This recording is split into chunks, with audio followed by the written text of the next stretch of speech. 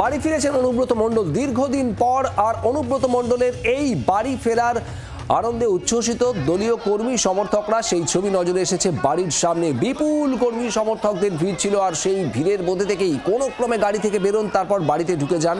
আর বাড়িতে ঢোকার আগে অনুব্রত মণ্ডল কি বললেন শুনুন।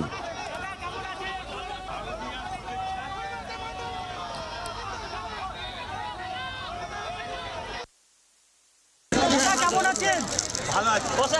আজকে মুখ্যমন্ত্রীর সঙ্গে দেখা করবেন?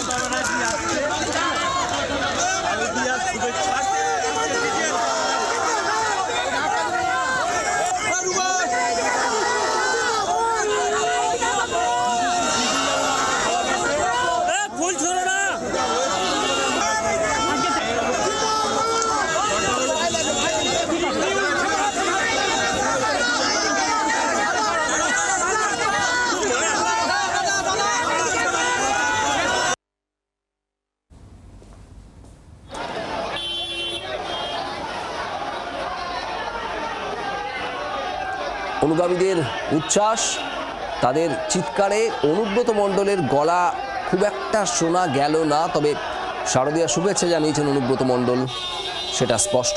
এরপরই বাড়িতে ঢুকে যান। পুজোর আগেই বীরভূমের কেষ্টর ঘরে ফেরা।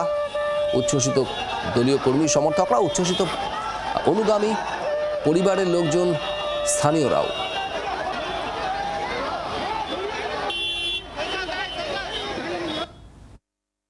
প্রচন্ড খুশি, আমাদের ঘরের ছেলে ঘরে ফিরছে।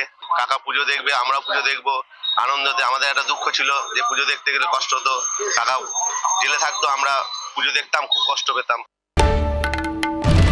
বাংলার আওয়াজ, বাঙালির আবেগ, জি 24 ঘন্টা।